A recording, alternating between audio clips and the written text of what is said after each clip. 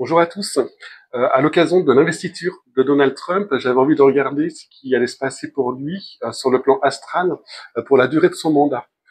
Donc, j'avais déjà évoqué quelques-uns de ses transits planétaires pour 2025 dans une vidéo précédente. Mais là, donc, j'aimerais regarder ses transits principaux pour les 4 ans à venir, ainsi que les progressions et révolutions solaires, donc qui sont deux autres techniques prévisionnelles, les plus utilisées en astrologie occidentale.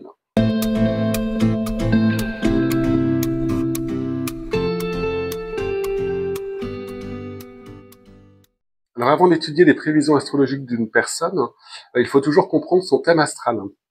Bon, c'est vraiment l'élément de base dans toutes les études astrologiques, études prévisionnelles, mais aussi synastrie, les comparaisons de thèmes entre deux personnes. À ce propos, j'aurais d'ailleurs beaucoup aimé étudier le thème d'Elon Musk. Ça aurait été très intéressant. Malheureusement, on n'a pas d'heure de naissance fiable. Alors, on trouve une heure sur le site AstroThème, mais elle est plus qu'incertaine. Elle est issue d'une biographie apparemment, mais j'espère donc qu'on aura bientôt l'heure précise qui est indiquée sur l'acte de naissance. Alors voici le thème astral de Donald Trump.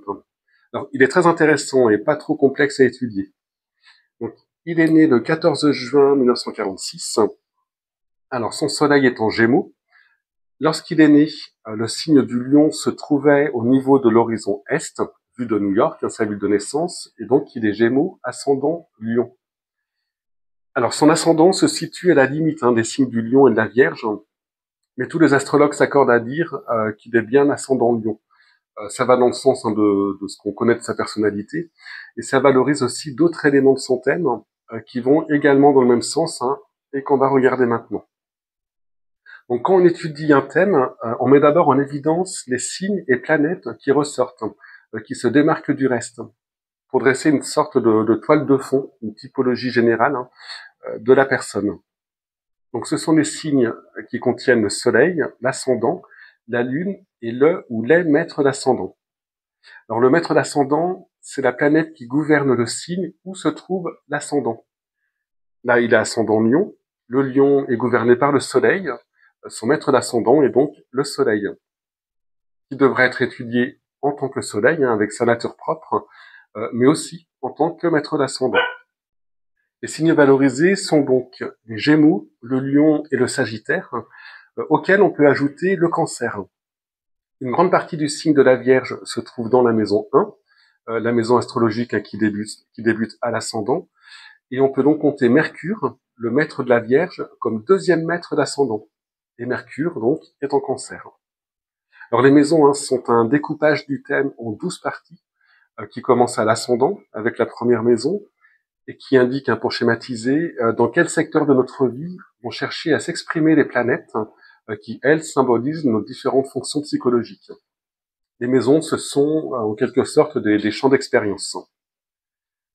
On a donc 4 signes valorisés dans ce thème, 2 signes de feu, le Sagittaire et le Lion, un signe d'air, les Gémeaux, alors doublement valorisé car elle contient le Soleil qui est aussi le maître d'ascendant, et un signe d'eau, le Cancer. On voit donc une prédominance de signes masculins, les 2 signes de feu et le signe d'air.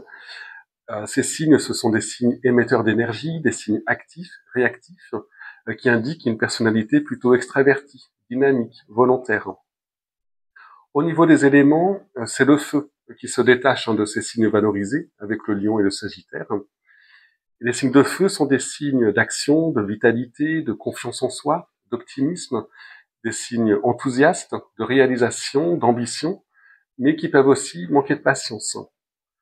Donc ça nous donne déjà quelques traits qui se dégagent de ce thème.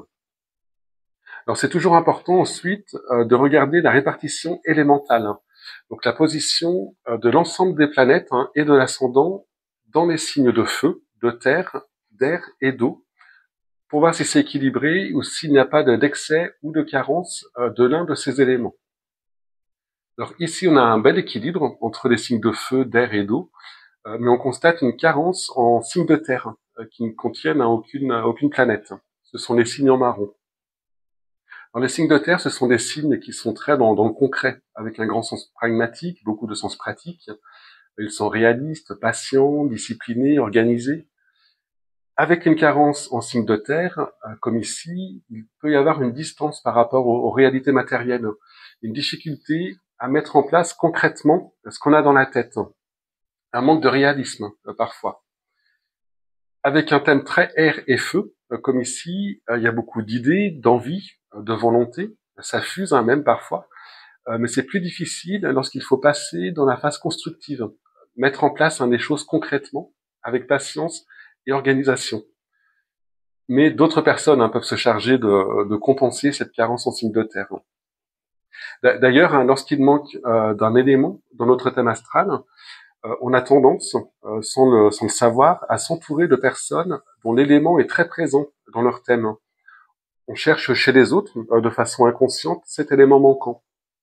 Et c'est sûrement son cas, avec une équipe sûrement très terre, entre guillemets, qui se charge d'appliquer ces décisions. Donc, pour info, quand on n'a pas de planète en signe de terre, qui représente aussi la matière, donc le corps, on a plus de mal à écouter les signaux de son corps. Il y a un côté un peu désincarné qui fait qu'on peut facilement s'épuiser car on ne tient pas compte de son propre rythme. Alors, après avoir regardé la valorisation des signes, on cherche s'il y a des planètes dominantes, des planètes qui se détachent. Alors, ce sont tout d'abord les planètes angulaires, donc conjointes aux angles. Voici les 4 angles du thème, mais aussi les planètes conjointes au maître d'ascendant. Et on a vu que le maître d'ascendant était le Soleil. On a donc 2 planètes dominantes, Mars qui est conjoint à l'ascendant, et Uranus qui est conjoint au Soleil. Et ce sont 2 planètes de feu. Donc, on a dans ce thème une dominance de planètes de feu sur un fond feu, un fond de signes feu. Ce qui nous donne des caractéristiques fortes liées à cet élément et que j'ai déjà donné.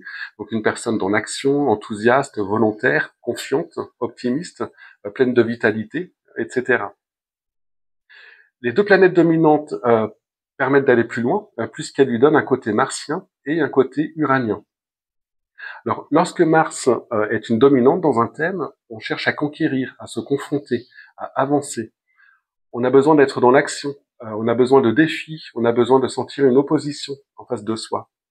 Il y a un côté guerrier, battant, passionné, impulsif, parfois agressif. Par contre, on peut manquer de recul, on fonce souvent tête baissée, il y a un côté entier, avec parfois une certaine naïveté. On retrouve un peu certains traits du bélier. Chez le martien, il y a un côté électron libre. C'est un polémiste qui a du mal avec la hiérarchie, chose qu'on retrouvera d'ailleurs chez l'uranien.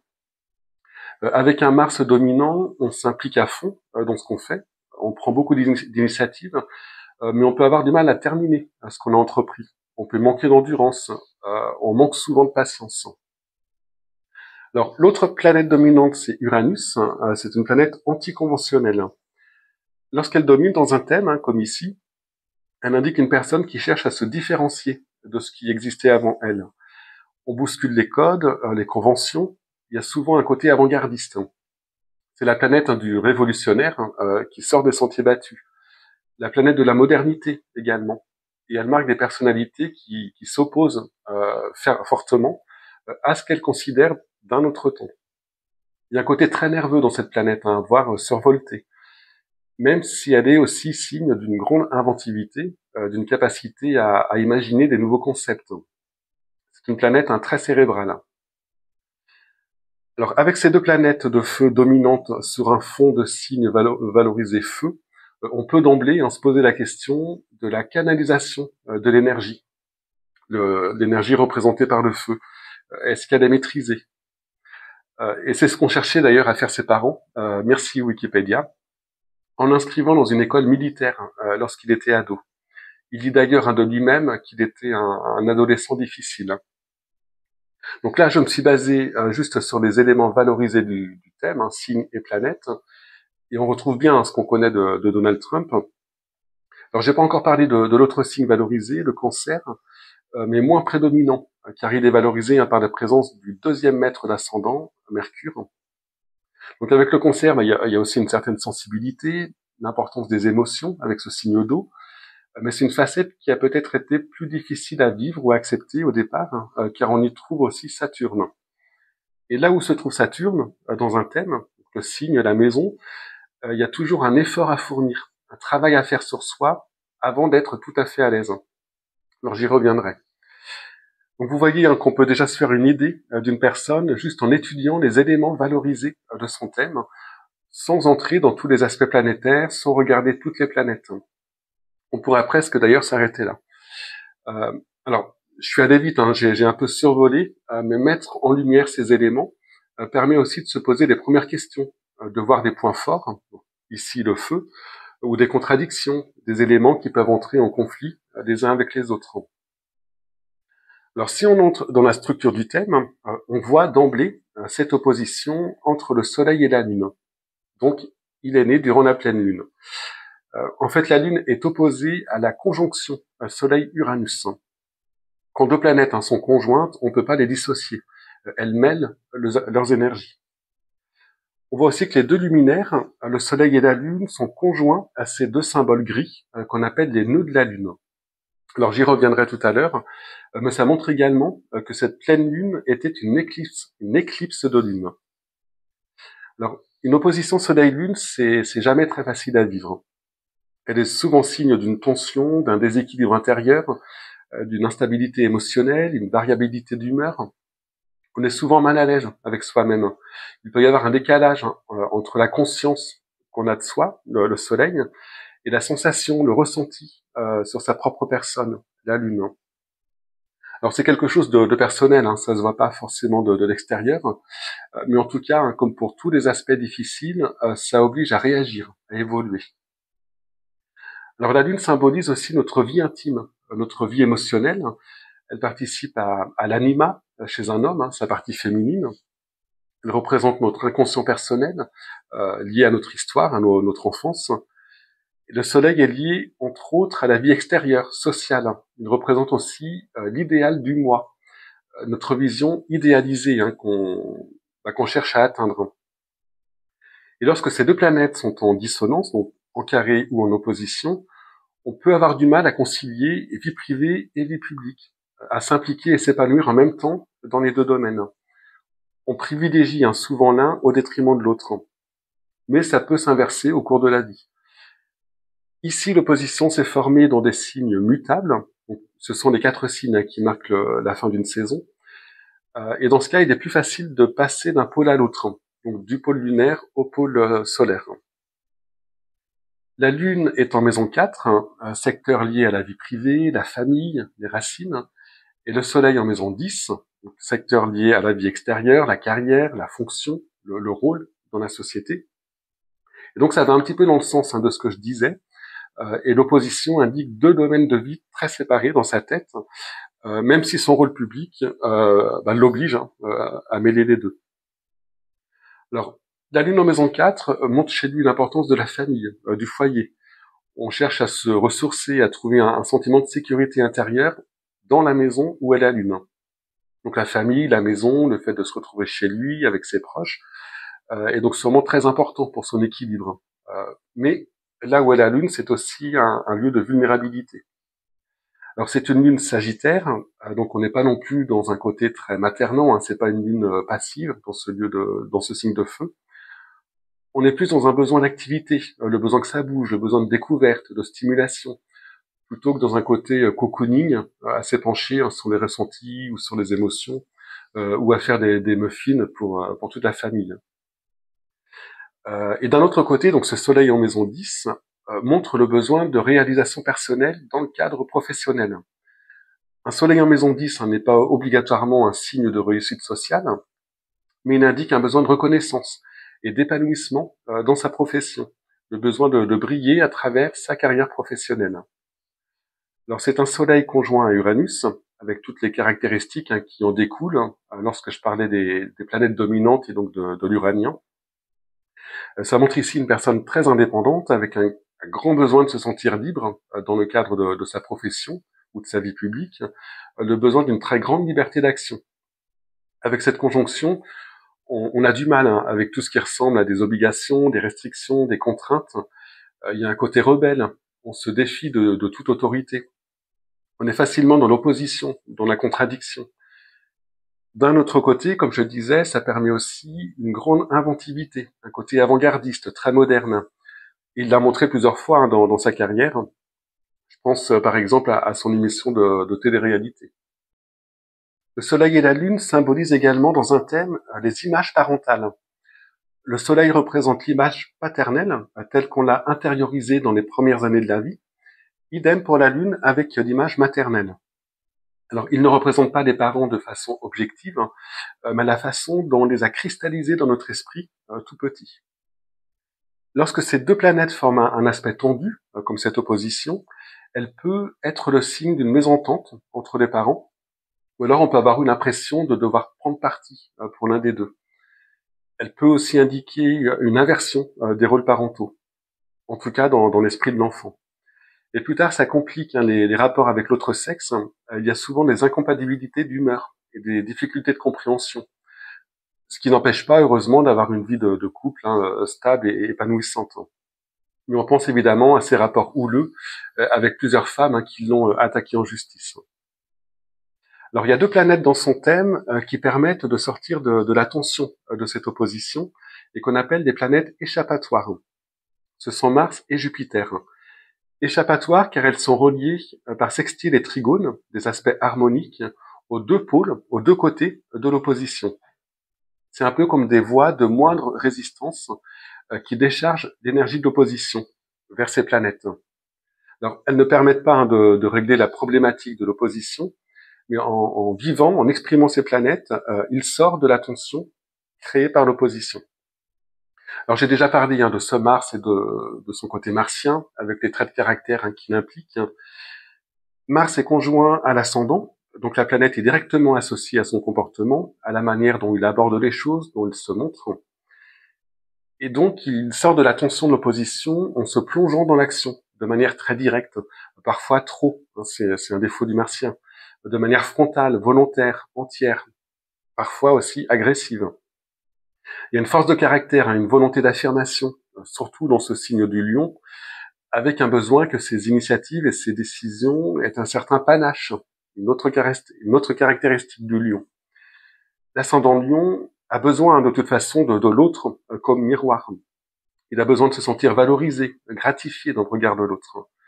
Alors, le revers de la médaille, avec cet ascendant, c'est une grande susceptibilité, une très grande importance donnée à son image, à sa popularité. Donc beaucoup de courage dans ce Mars en Lion et à l'ascendant, l'esprit d'entreprise, mais avec une tendance à manquer de recul, une tendance à se jeter la tête la première dans l'action, quitte à parfois aussi manquer de prudence. Ce Mars est à l'ascendant, mais en maison 12. Et comme toutes les planètes en maison 12, il peut ou a pu fonctionner de manière inconsciente. Au départ, en tout cas, en première partie de vie. Les planètes en maison 12 sont des fonctions psychologiques qui demandent à être conscientisées.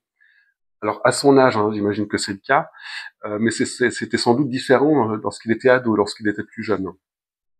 Cette fonction martienne lui permet en tout cas d'échapper au tiraillement de cette opposition, même si cela est passé par un comportement ingérable dans sa jeunesse. On peut noter par ailleurs que ce Mars est carré au milieu du ciel. C'est cet angle du thème qui marque le début de la maison 10. Et donc ce Mars a pu être un frein dans sa carrière.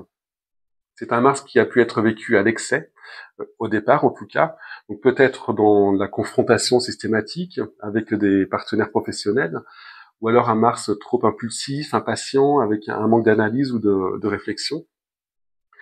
Mais comme ce Mars est carré au milieu de ciel, il n'a pas eu d'autre choix que d'en tenir compte et d'ajuster cette énergie martienne dans sa vie professionnelle. Comme toutes les planètes qui sont carrées à cet angle du thème. L'autre planète échappatoire est Jupiter. Alors Jupiter, c'est la planète de l'expansion, qui symbolise aussi l'autorité, la légalité, entre autres. Elle est située dans la maison 2. La maison 2, c'est celle de notre incarnation, de nos potentialités, de nos dons, de nos valeurs. Avec un Jupiter en 2, il y a une aptitude naturelle au commandement, et sa carrière ne le dément pas. Une capacité à guider les autres, à enseigner aussi. Par extension, la maison 2, c'est celle de nos acquis, de nos biens, de nos finances, la maison où on cherche à assurer sa sécurité, intérieure mais aussi matérielle. Avec ce Jupiter échappatoire en maison 2, il a pu contourner l'attention de l'opposition en développant ses avoirs, faire grossir son portefeuille, multiplier les acquisitions immobilières. C'est un moyen de satisfaire ce Jupiter maison 2. Un moyen aussi de se sécuriser matériellement, évidemment, même si le thème montre que c'est pas un besoin essentiel pour lui. C'est surtout l'extension, le développement de ses acquisitions, et Jupiter en 2 montre des aptitudes pour ça, qui lui apporte satisfaction et qui nourrit ce Jupiter. Alors, outre le fait qu'il soit échappatoire à l'opposition, ce Jupiter est très bien relié aux deux luminaires, un trigone au Soleil et un sextile à la Lune. Alors, ce sont de très beaux aspects, indice de confiance en soi, de confiance en l'avenir, d'optimisme, d'énergie rayonnante. Alors, c'est un personnage très clivant, on aime ou on déteste, mais un Jupiter bien relié au luminaire indique, de manière générale, une personne qui dégage quelque chose d'attirant, une certaine chaleur, qui dégage même une certaine sympathie. Et cela explique aussi sa popularité auprès d'une grande partie de la population américaine. Le Soleil et Jupiter sont dans des signes d'air, les Gémeaux et le Verseau. Et ils montrent également les Gémeaux et la Balance, pardon. Et il montre également par ce trigone une facilité de communication, une grande aisance pour séduire les foules. Alors je parlais d'optimisme et de foi avec ces bons aspects de Jupiter au luminaire. Ils indiquent également une capacité naturelle de résilience, une capacité à se relever après une épreuve ou un échec. Quelle que soit l'opinion qu'on a sur lui, on ne peut pas lui nier cette qualité associée à cette combativité de ce Mars dominant. Alors, autre chose, Mercure est en Cancer, en maison 11, carré à Neptune. Il est donc dans un signe d'eau, et carré à Neptune, une planète d'eau.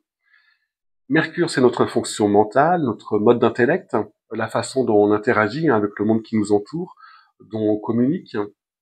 Et l'eau est un élément associé aux émotions, aux ressentis, à la réceptivité, à l'empathie. Donc, avec ce Mercure très aquatique, entre guillemets, sa fonction mentale est très liée à son ressenti. Alors, ça lui est utile pour entrer en contact avec l'autre sur le plan émotionnel, même si c'est pas un trait de caractère dominant. Il faut toujours garder en tête le fond du thème, qui est feu, avec Mars et Uranus dominants. En maison 11, maison de l'implication dans le groupe et de la projection de celui-ci dans l'avenir, ça lui est sûrement très utile pour constituer son équipe. La dimension affective et la sensibilité ont une part peut-être aussi importante que les qualités professionnelles objectives des personnes dont ils s'entourent. Avec le Cancer, la notion de famille, de clan est très importante. Il y a un côté très protecteur, voire paternel ou même maternel avec les siens dans ce signe. Mais toute cette eau qui entoure ce Mercure a aussi ses travers.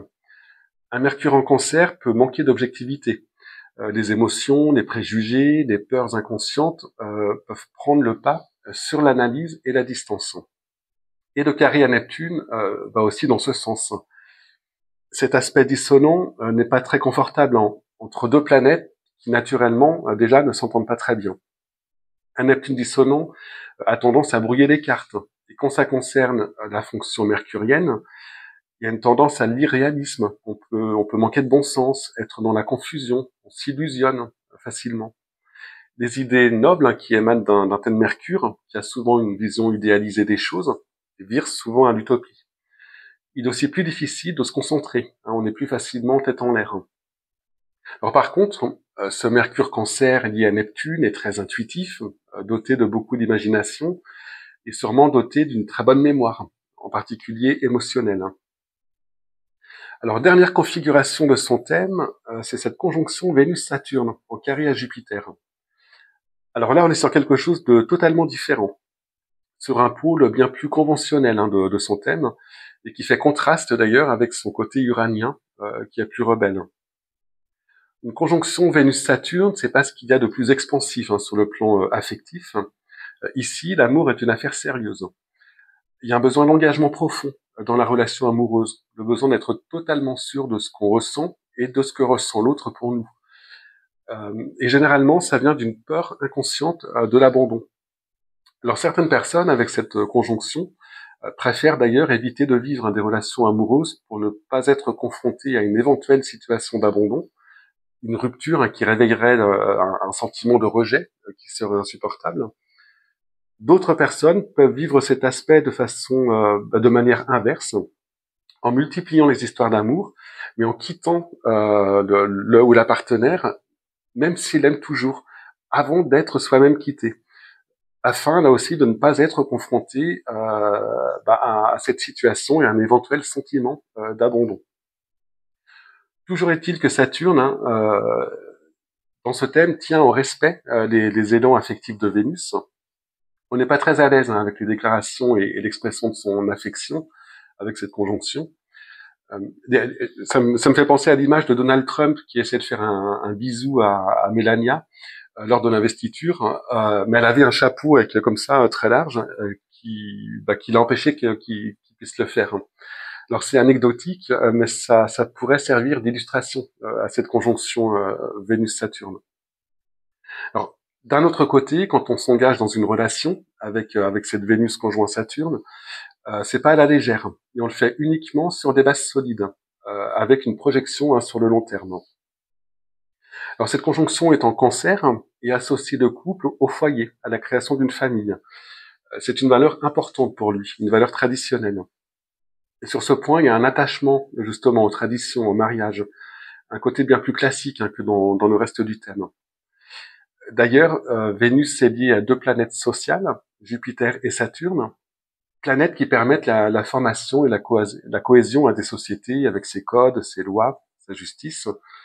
Ça montre là aussi l'attachement aux traditions américaines pour ce qui concerne sa vie privée et familiale. Alors Vénus est une planète liée aux affects, mais aussi au plaisir. Quand elle est en aspect tendu ou en conjonction avec Jupiter dans un thème astral, elle montre l'importance du principe de plaisir, qui prend parfois le pas sur le principe de réalité. Il peut y avoir une certaine indulgence envers soi-même, une certaine indolence dans certains moments, le besoin de profiter, de s'amuser, de bien manger, de dépenser sans compter, etc. Alors, il n'est pas dans la passivité non plus, avec ce Mars très fort à l'ascendant, mais on a quand même son image en tête durant son premier mandat, sur le terrain de golf où il passait beaucoup de temps, et aussi devant la télé où apparemment il passe également beaucoup de temps. Mais on garde aussi en mémoire ses rapports sulfureux avec les femmes. Donc cette Vénus est assez ambivalente, avec le sérieux et l'engagement d'une part, la recherche de plaisir d'autre part. Et sur ce second point, son Mars, qui est très fort à l'ascendant, planète du désir, a aussi un rôle très important. Alors dernier point, j'ai évoqué cette opposition Lune-Soleil conjointe au nœud de la Lune. Ce sont deux éléments qu'on appelle des points fictifs et qui donnent un angle de vue plus karmique au thème astral.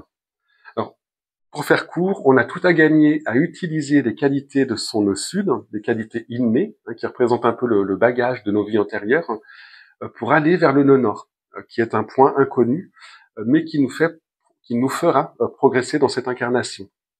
C'est un peu la voie d'évolution de notre âme. Ici, ces nœuds ont une importance particulière car ils sont conjoints au luminaire, donc à la Lune et au Soleil, et à Uranus. Une planète conjointe au nœud sud, c'est une fonction psychologique qui doit être utilisée dans une optique de progression vers le nœud nord.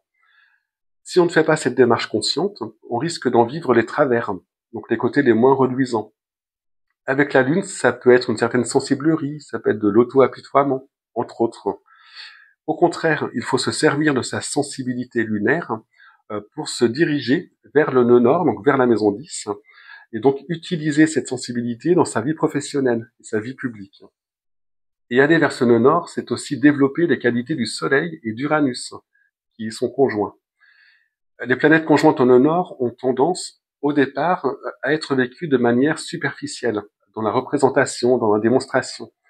Elles doivent gagner en profondeur. Ces fonctions psychologiques doivent être ramenées de la périphérie vers le centre du moi. Un soleil au nœud nord indique une grande confiance en soi, du dynamisme, mais ça peut être vécu dans la vantardise, dans un côté un peu exhibition. Un Uranus au nœud nord peut au départ être vécu dans une rébellion face aux autorités, une revendication, une contradiction systématique. Mais si la démarche est faite de se servir du nœud sud et de la planète associée, la Lune, pour aller développer le nœud nord, la personne peut alors vivre son soleil comme un centre de rayonnement personnel et personnifier avec profondeur un objectif plus vaste lié à la maison 10, dans le cas de Trump, donc à la carrière. Et Uranus sera moins rigide, plus constructif. Il apportera de la nouveauté, de l'originalité dans le domaine maison 10, là aussi. Donc voilà, j'ai fait le tour des grandes lignes du thème. J'en profite pour vous rappeler que vous pouvez vous inscrire, si vous souhaitez apprendre à interpréter un thème astral, vous inscrire à ma formation en ligne, donc au module 1 et 2 si vous êtes débutant, ou alors directement au module 2 si vous avez déjà des bases en astrologie, donc si vous connaissez les signes, les planètes, les maisons et les aspects. Je vous mets le lien dans la description de cette vidéo vers la formation. On va maintenant regarder les actualisations de son thème et donc les techniques prévisionnelles. Alors, je commence généralement par les progressions, qu'on appelle aussi les directions secondaires, qui sont un peu notre horloge interne. Mais il est important de toujours croiser les techniques en astrologie pour détecter les redites, pour voir les choses qui vont dans le même sens. Alors, je vais pas rentrer dans l'explication de la technique des progressions. J'avais fait une vidéo dessus si ça vous intéresse. Je vous mets aussi le lien en description. Il faut juste savoir que dans cette technique, les planètes avancent très lentement. Ce qu'elles parcourent en un jour en temps réel, elles le font en progression en un an. Le Soleil, par exemple, va mettre 30 ans pour traverser un signe, alors qu'il le fait en 30 jours en temps normal. Donc, il ne forme pas d'aspect important ou de changement de signe très souvent. Et donc, on regarde en priorité des planètes rapides en progression. Les planètes lentes n'auront quasiment pas bougé depuis la naissance. Donc, voici son thème progressé pour ce début d'année. Alors, ça paraît compliqué, mais on n'a pas besoin de tout regarder. Au centre, c'est son thème astral, et autour, au niveau du cercle extérieur, ce sont les éléments progressés de son thème. Donc, vous voyez par exemple que les 3 planètes les plus lentes, Uranus, Neptune et Pluton, n'ont presque pas bougé depuis qu'il est né. Alors, j'ai pas listé pour les 4 années à venir tout ce qui va se passer. De toute façon, j'y reviendrai avec les transits lorsqu'on sera dans les mêmes périodes de temps.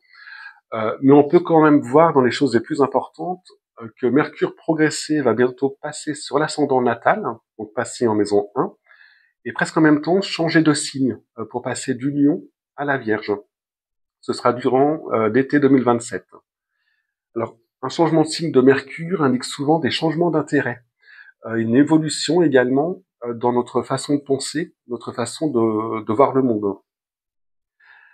Avec un passage en Vierge, donc signe bien plus discret, bien plus réservé que le Lion, peut-être que cela va correspondre à une certaine lassitude, un besoin de vivre davantage pour lui, en maison 1, que pour sa fonction, ce qu'il représente. La maison 12, où est Mercure actuellement, est une maison liée à la globalité, à l'indifférencié. Alors avant ça, en juillet 2026, en progression, la période d'influence commence quelques mois et se poursuit quelques mois après la date de l'aspect exact. Donc il faut prendre assez large. Mais en tout cas, donc en milieu d'année 2026, Vénus progressée va former un carré à sa position natale, à la Vénus de son thème astral. Et à ce moment-là, Vénus progressée sera conjointe à Jupiter progressé. Donc, période peut-être difficile sur le plan personnel, son couple notamment. Si je dis ça, c'est parce qu'on va voir qu'en même temps, Jupiter en transit va passer sur la conjonction Vénus-Saturne de son thème, et donc mettre en lumière cette conjonction qui, à la base, peut être problématique.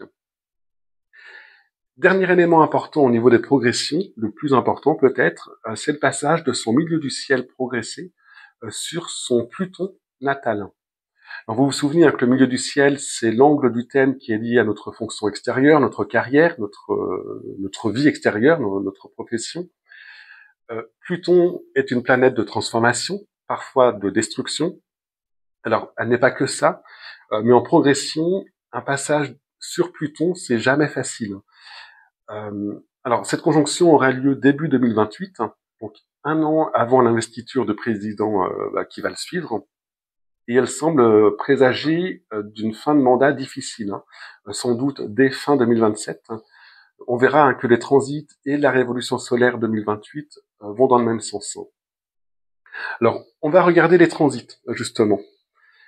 Dans cette technique, on observe les planètes lentes et les aspects qu'elles forment avec les éléments du thème astral en temps réel, cette fois. Alors d'habitude, j'étudie les planètes une par une sur toute la période, de la plus lente à la plus rapide. Cette fois, je vais essayer de faire les choses dans l'ordre chronologique, pour que ça soit plus facile à suivre. Donc voici ces transits actuels.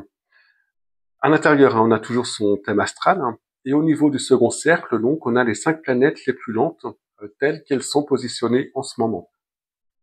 Alors pour la plus lente d'entre elles, pour Pluton, ça va être assez simple, puisqu'elle ne va pas le concerner pour les 4 ans à venir.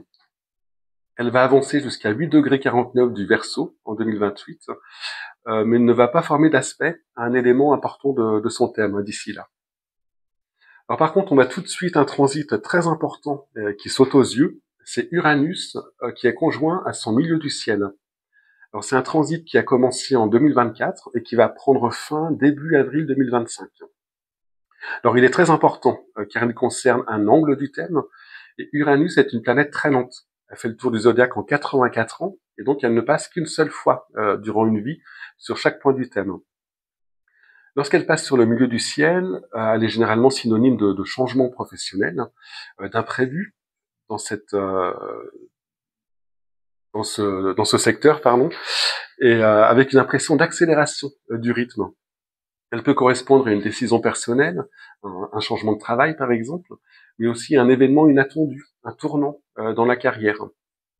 Alors on fait tout de suite le rapprochement, bien sûr, avec le résultat des élections et une large victoire, alors que tous les sondages mettaient les deux candidats au coude à coude. Alors le côté imprévisible aurait pu jouer en sa défaveur, mais en même temps, Jupiter passait sur son soleil natal. Donc, voici les transits de début novembre, et c'est un excellent passage, ce Jupiter, ça n'arrive que tous les 12 ans, et c'est synonyme de rayonnement, d'enthousiasme, de succès, en particulier aussi parce que les deux planètes sont très bien reliées entre elles dans son thème astral, comme on l'a vu en trigone.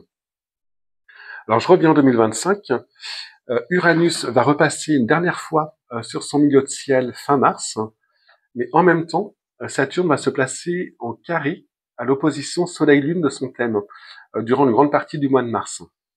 Donc un mois sûrement plus difficile, où un imprévu pourrait entacher son image.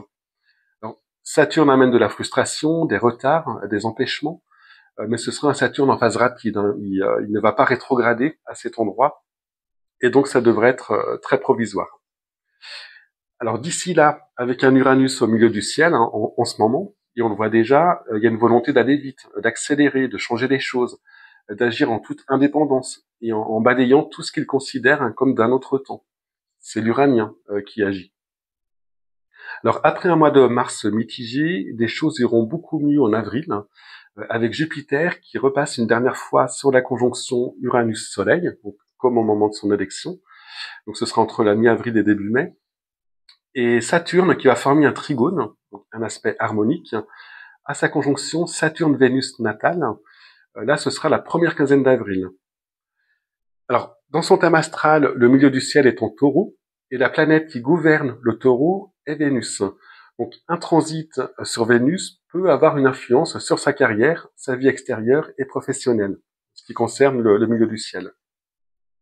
Donc pour lui, un mois d'avril constructif, Saturne en trigone a un rôle consolidant, stabilisant, et avec sans doute un succès ou une réussite avec Jupiter qui passe sur le Soleil. Début mai, Uranus qui aura un peu avancé va former un carré à son Mars natal. Alors c'est un aspect qui s'était déjà formé entre juillet et octobre 2024. Alors sur un plan personnel, c'est très stimulant, c'est même trop. Il y a quelque chose d'explosif, des coups de colère, de la nervosité, de l'agressivité, de la précipitation et tous les risques d'accidents et d'actions irréfléchies qui peuvent aller avec. Sur un plan plus événementiel, ça peut indiquer une agression, une attaque par exemple. On se souvient de la tentative d'assassinat en juillet 2024, quand le carré justement commençait à se former pour la première fois. Mais ça peut être aussi des agressions verbales, des provocations au niveau des personnes ou des États. Fin mai, Uranus va avancer jusqu'au carré de l'ascendant, aspect qui se reformera 2 autres fois, donc en novembre 2025 et en avril 2026. Alors c'est un aspect qui peut indiquer des modifications rapides dans les habitudes. En général, on a soif de liberté, de nouveauté, mais il est aussi synonyme de perturbation dans les relations. En étant carré à l'ascendant, Uranus est aussi carré au descendant, l'angle de la rencontre avec l'autre. Et donc, durant ce transit, on se met souvent à fréquenter des personnes très différentes de celles qu'on avait l'habitude de côtoyer. On fait un peu le tri dans nos relations. Lors de la deuxième formation de ce carré, donc en novembre, Jupiter passera en même temps sur la conjonction natale Vénus-Saturne. En général, Jupiter est plutôt bénéfique, puisqu'il met en lumière l'élément du thème sur lequel il passe. Mais là, c'est une conjonction difficile dans son thème et en carré à Jupiter, justement, dans son thème. Donc période sans doute houleuse au niveau relationnel et en particulier avec ses proches, sa femme, des personnes à un vécu de l'affect est en jeu. À noter que Jupiter va atteindre 25 degrés du Cancer mi-novembre avant de rétrograder, donc de reculer, et donc il sera stationnaire pile sur cette conjonction natale, ce qui lui donne encore plus de poids et d'impact. Le troisième carré d'Uranus à l'ascendant aura donc lieu fin avril 2026. Jupiter va repasser une dernière fois sur la conjonction Vénus-Saturne en juin 2026. Et vous vous souvenez qu'au niveau des progressions, Vénus allait former un carré à sa position natale à la même époque. Donc un printemps 2026 sans doute très tendu, voire critique pour sa vie intime.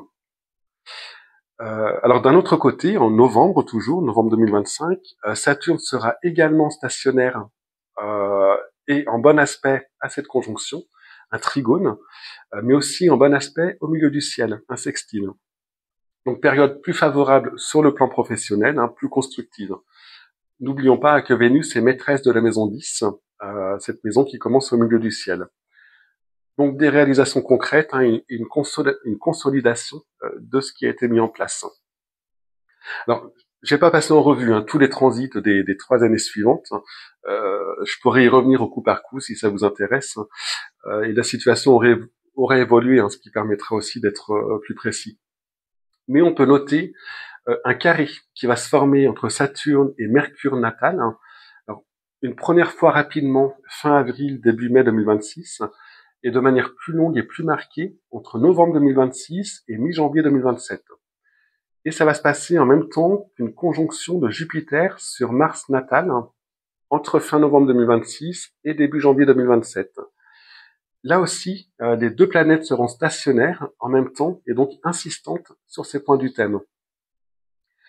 Avec un Mars natal amplifié par Jupiter et un Mercure natal qui est contraint, freiné, contrarié par Saturne, on sent qu'il pourrait aller trop loin dans sa virulence et que ces messages ne soient plus aussi bien reçus qu'auparavant. Mercure, c'est la planète de la communication. Et ce carré de Saturne indique des difficultés à se faire comprendre. Il est aussi un signe de durcissement, de rigidité mentale, de systématisme. Alors en 2027, Jupiter et Saturne vont alterner entre aspects harmoniques et aspects plus difficiles et toucher les mêmes points importants du thème.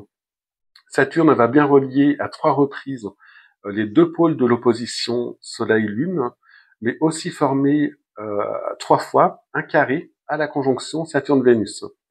Et Jupiter va aussi former des bons aspects, sextile et trigone, à l'opposition de naissance, mais pas en même temps que Saturne. Et d'ailleurs, ça va commencer en fin 2026 pour Jupiter. Mais les choses devraient être plus difficiles à partir de février 2028. Là, plus aucune planète ne formera d'aspect harmonique important, et Jupiter va se placer en carré à l'opposition Soleil-Lune, une première fois fin 2027, mais aussi entre mars et juillet 2028, où il sera stationnaire. On le voit sur cette carte de juin 2028.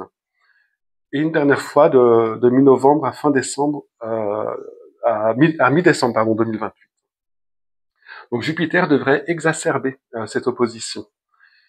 Avec Jupiter carré Soleil, il y a un risque d'excès en tout genre. Excès de confiance, qui fait prendre des décisions hasardeuses, inflation de l'ego, qui fait perdre la mesure, excès d'optimisme, qui fait perdre en objectivité. Mais le plus important est que ce transit sera accompagné d'un autre transit bien plus lourd, parce que la planète est bien plus lente, c'est Neptune, qui va se placer au carré de Mercure. Alors le transit va être très actif de juin à août 2028. La planète, elle va être stationnaire à 8 degrés 54 et Mercure est à 8 degrés 52 du Cancer. Donc un carré exact pendant plusieurs semaines. Mais il ne sortira vraiment de ce carré qu'à partir de février 2030, donc date de la dernière formation de ce carré. Alors ce carré vous rappelle peut-être quelque chose. On le retrouve dans son thème astral, ce carré Mercure-Neptune. Donc ce transit aura d'autant plus d'impact à partir de 2028. Un carré de Neptune à Mercure, ça brouille le mental, ça rend confus, ça fait perdre en objectivité. Ça brouille aussi la réalité, celle qu'on perçoit et celle qu'on retransmet. Quand on est sous l'influence d'un tel transit, on est plus facilement victime de mensonges, de malhonnêteté, d'arnaques. On peut aussi en être l'auteur. La communication est biaisée, est faussée. On n'arrive plus à être sur la même longueur d'onde que notre interlocuteur ou notre auditoire. Alors, un carré de Neptune sur un point important du thème, c'est toujours difficile, d'autant plus pour une personne publique ou une personne politique. Et ça n'arrive qu'une fois dans la vie. Neptune fait le tour du zodiaque en 164 ans. On a l'exemple en ce moment de Macron, avec un carré de Neptune à son soleil, depuis l'année dernière, et on a vu le genre de décision et l'incompréhension que ça suscite. Neptune est souvent qualifiée de planète de dissolution, et pour le coup, elle porte bien son nom. Donc on peut penser que la dernière année de son mandat, Trump ne sera plus en phase avec les personnes qui l'ont élu. Il sera sans doute allé trop loin dans les décisions, ou dans son comportement avec ce Jupiter en carré au Soleil. Et ça rejoint ce qu'on a vu au niveau des progressions, où le milieu du ciel progressait, aller rejoindre Pluton, ce Pluton du thème astral, début 2028. Ce qui peut signifier un écroulement ou une décision brutale, une descente brutale.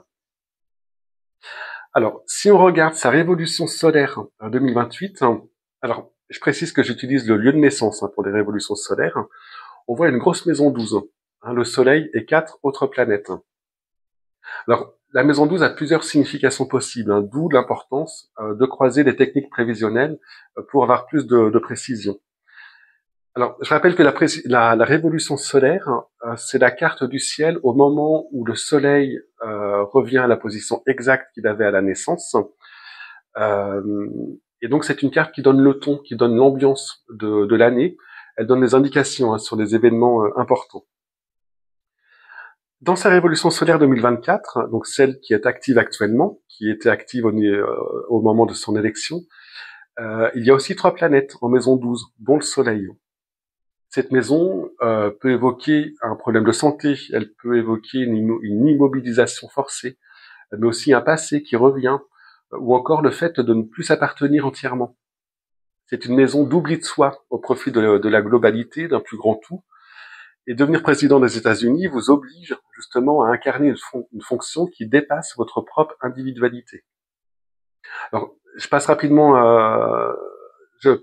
sur cette révolution solaire, mais à côté de ça, on a un cerf-volant. Donc ce dessin planétaire constitué par 4 planètes, qui est une figure constructive et dynamique. Mais surtout, si on rapproche cette révolution solaire des transits qu'il a connus fin 2024, ça donne un autre angle de vue à cette maison 12. Alors après, ça n'empêche pas un problème de santé dans la période de cette révolution solaire. Le transit de Saturne en carré à sa conjonction Soleil-Uranus natale, qu'il va connaître prochainement là en mars, peut aussi en être le signe. Dans son thème d'ailleurs, le Soleil est maître de la maison 12, Uranus maître de la maison 6, qui sont des maisons liées à la santé. Alors avant de revenir à la révolution solaire 2028, je voulais juste vous montrer celle de 2025, donc la prochaine, valable de juin 2025 à juin 2026. Alors, il ne pouvait pas espérer mieux, hein, avec les deux planètes culminantes, le Soleil piqué sur le milieu du ciel et Jupiter conjoint également au milieu du ciel. Sur un plan politique ou professionnel, c'est l'idéal, hein, avec un rayonnement maximal, un épanouissement personnel, une carrière qui se développe, hein, sans entrave, des objectifs atteints. Bref, il a une autoroute devant lui. Quand on voit en plus, hein, que les trois planètes les plus lentes, au niveau des transits, hein, le laissent tranquille en début de mandat, si on accepte le carré d'Uranus à l'ascendant, mais qui ne bloque pas les choses. Par contre, ça semble plus difficile au niveau des relations, avec la conjonction Saturne-Neptune au descendant, en maison 7, relations personnelles, mais aussi associées à un partenaire. Il risque d'y avoir du mouvement dans ces équipes, hein, peut-être des coups bas, des cachotteries, des choses comme ça. Vénus est en maison 8, carré à la conjonction Lune-Pluton, ce qui semble là aussi indiquer des difficultés sur le plan familial ou du couple. Alors, la révolution solaire seule ne permet pas de le dire, mais couplé au transit et progression, on peut se poser la question. Alors, je reviens à la révolution solaire 2028, donc valable pour sa fin de mandat, sur laquelle on retrouve cette grosse maison 12, avec la moitié des planètes, hein, qui s'y trouvent, dont le Soleil. Alors, on a vu des transits, hein, cette année-là, notamment le carré de Neptune à Mercure et celui de Jupiter à l'opposition de naissance, hein, Lune-Soleil. Vu les transits, on n'est plus dans la même signification de cette maison 12. Cette maison est aussi traditionnellement une maison d'enfermement ou d'isolement, physique ou psychique. Alors, c'est bien sûr trop tôt, hein, pour interpréter cette révolution solaire. On verra où on en sera à ce moment-là. Mais avec le carré Neptune-Mercure, qui réveille aussi le carré de naissance, hein, de son thème, on pense à une confusion mentale, peut-être telle qu'il ne puisse plus exercer le pouvoir de façon normale, ou que des associés se désolidarisent ou qu'on l'écarte progressivement. Non, c'est juste une hypothèse, hein, comme ça. Cette maison 12 peut aussi simplement évoquer un gros pépin physique qui l'oblige à s'immobiliser, par exemple. Mais on voit aussi cette lune au milieu du ciel, conjointe à la lune noire. Donc, une lune culminante comme ici, ça peut être le signe de popularité, mais là où est la lune, c'est aussi un lieu de fragilité, qui plus est lorsqu'elle est conjointe à la lune noire. Donc voilà, on verra à ce moment-là, mais c'est pas de bon augure. Euh, cette révolution solaire est valable jusqu'en juin 2029. À ce moment-là, il ne sera plus président. Donc elle peut aussi signifier la justice qui frappe de nouveau à sa porte, avec des graves conséquences pour lui, hein, qui s'en suivraient. N'oublions pas, hein, que la maison 12, c'est aussi la maison du retour d'un passé qu'on ne voulait peut-être plus voir. Donc voilà ce que je pouvais vous dire sur les 4 années, hein, du mandat de Trump. Donc là, on a survolé, on a vu vraiment les choses principales, les transits principaux. Il y en aura beaucoup d'autres, mais ça donne quand même une idée des moments importants du mandat, et puis une idée sur le déroulement également, hein, de ces 4 ans. Donc voilà, j'espère que ça vous a intéressé. Je vous remercie en tout cas de m'avoir écouté et je vous dis à bientôt.